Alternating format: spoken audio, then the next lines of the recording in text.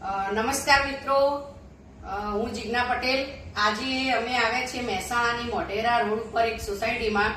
ત્યાં આપણને આ ડાયા કાકા છે, એમને શું તકલીફ હતી અને કઈ સપ્લિમેન્ટ લેવાથી એમને શું ફાયદો થયો એ આપણે હવે કાકાના મોઢેથી સાંભળીશું. કાકા, તમને શું તકલીફ હતી? મને તકલીફ હતી, આખા શરીરનો પેરાલિસિસ થઈ ગયો. બરાબર.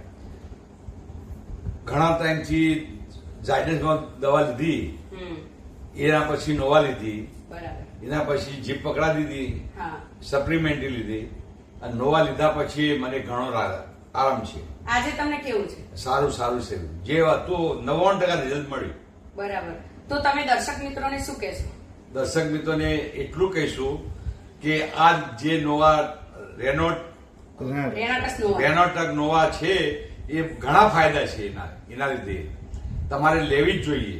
મને આનાથી જ ફાયદો થયો છે અને જે જીભ પકડાતી હતી આનાથી જ મટી છે. બરાબર. કાકા, તમારા ઘરમાં બીજા કોઈને રિઝલ્ટ મળ્યું ખરું?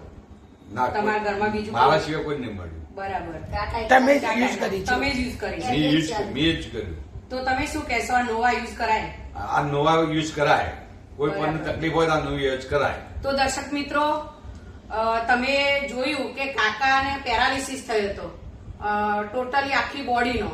તો પહેલા એમને ઝાયડસમાં ઘણી બધી ટ્રીટમેન્ટ કરાવી, પણ એમને બિલકુલ રિઝલ્ટ મળ્યું નહોતું. જીભ પકડાતી હતી, એક અંગનું પેરાલિસિસ થઈ ગયું હતું. પછી મેં કાકાને સજેસ્ટ કર્યું કે કાકા, તમે એકવાર અમારી સપ્લિમેન્ટ યુઝ કરો. તો કાકાએ નોવા અને ઇમ્યુઝન યુઝ કર્યું. તો 2 જ મહિનામાં કાકા ને બિલકુલ રિઝલ્ટ મળી ગયું. અત્યારે કાકા પોતે ગાડી ડ્રાઈવ કરી અને બધા જ ફરે છે. એટલું સરસ અમારી ફૂડ સપ્લિમેન્ટથી રિઝલ્ટ મળે છે.